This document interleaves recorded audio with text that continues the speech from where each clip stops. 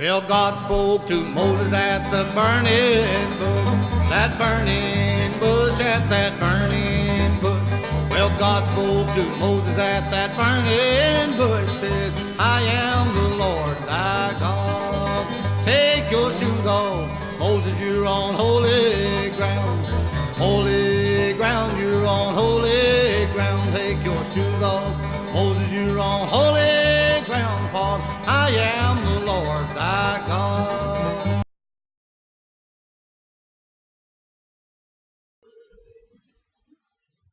Welcome back, everybody. This is week 6. This week we're going to talk about Moses. Now, Moses is one of the most famous prophets and leaders of the Old Testament.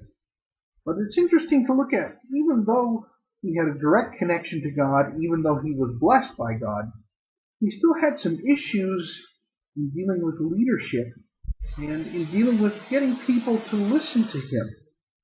You see many times the Israelites being freed from slavery in Egypt grumble and complain about how great things were and how horrible things are now that they have found their freedom.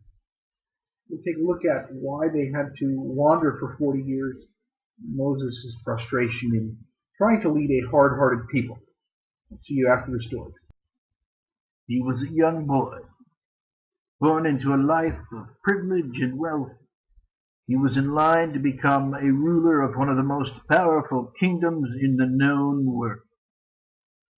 Yet this boy also had a humble birth and grew up to become a man who would be known as a great leader and a great prophet. This is Behind the Moses.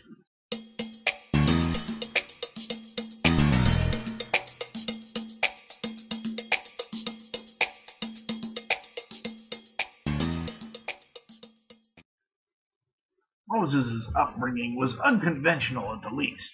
You could say he floated his way into the royal family. At the time, the Pharaoh who was in charge decided that he didn't like how many Hebrew slaves were around. So he commanded that all of their male children be drowned in the Nile River. But Moses' mother couldn't bear to have that happen. So she fashioned a basket out of reed. Moses' brother Aaron picks up the story from here. Yep. This is where it was. My mom and my sister just put this basket of reeds together and put little baby Moses right in there. I have to say, I was a little concerned. There's a lot of crocodiles in this water, and he could have been a little chicken nugget snack for one of those crocodiles, but I guess God was watching after him. Moses floated down the river, where he was discovered by an Egyptian princess who took him in as her own son. Eventually, he grew up to be a big, strong, strapping man. And then, for some reason, he got angry and killed an Egyptian guard and had to flee the country. Yeah, it was kind of hard on us to be living here without Moses. A little bit of shame for the family because he had to go away. It was kind of interesting because he came back from Midian and said that not only was he married, but that God had spoken to him. He said that God told him through a burning bush that he was going to free the Israelites. But the most disturbing thing was he said that I was going to be the one to do the talking. Aaron became Moses' right-hand man. Many of the quotes we attribute to Moses actually were delivered by Aaron. For example, Aaron said, "Let my people go," mostly because Moses was a stutterer. He'd had a speaking problem since he was a young boy in school. Yeah, this is old Pharaoh's court. I remember this well. This is where we confronted Pharaoh many times. Pharaoh was pretty upset when Moses said to him, "Let my people go." I remember Moses took my staff and threw it on the ground, and it turned into a snake. Ha ha ha! I'll tell you, everybody in court was surprised by that. Of course, after all the different plagues and everything, Pharaoh was much more willing to talk to us, and actually was ready to get us out of town. After the death of Pharaoh's firstborn son, he was more than willing to let the Hebrew slaves go. So Moses led his people to freedom, performing a miraculous crossing of the Red Sea. We have a satellite photo which proves this actually occurred.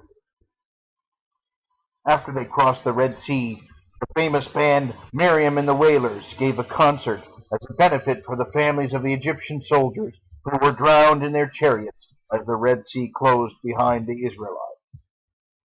Things took a turn for the worse when Moses left to go on top of Mount Sinai. Yep. So, this is the mountain that Moses went up and talked to God. He was there for such a long time the people got afraid. So I thought I'd help them out by carving them a comical cow statue, kind of as a joke. Moses wasn't too happy when he came down from the mountain. He had these 2 tablets with the 10 Commandments on them, and he threw them down and broke them. Had kind of a hissy fit. Well, I certainly had to do a lot to apologize after that. Boy, did I ever. Moses returned from the mountain with the 10 Commandments in hand, only to find that those he had rescued from slavery had now imprisoned themselves with sinful lives. Yeah, this is where we wandered for about 40 years. It's interesting. Even though God led us through the wilderness, cloud of smoke by day, pillar of fire by night, and we would set up a little tabernacle in His honor, the people seemed to forget how good God had been to us. All they could do was look around at all of this here desert.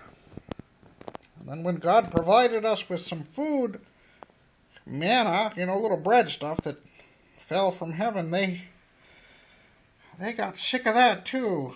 They started complaining all the time.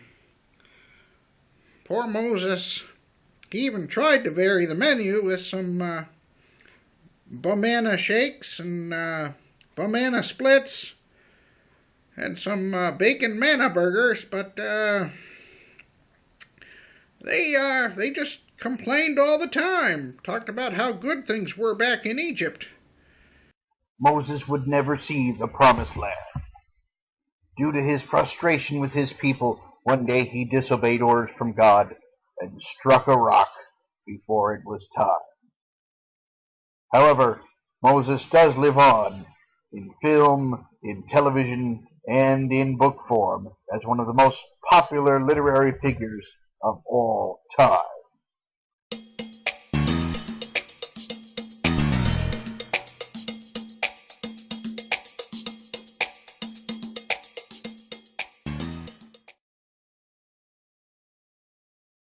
That's our story for this week. So a couple things to think about. Number one, God calls Abraham to be a leader.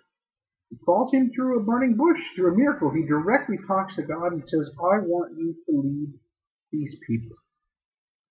Why do you think it was so hard for Moses to lead the Israelites? And what was it about the Israelites that made them so difficult to lead? Second question. Have you ever felt called by God to do something? A certain profession or something that you feel passionate about? And third, what does this story tell us about God and about ourselves? All right, looking forward to seeing you in class. We'll talk to you later. Well, God spoke to Moses at the burning bush, that burning bush, at that burning bush. Well, God spoke to Moses at that burning bush, said, I am the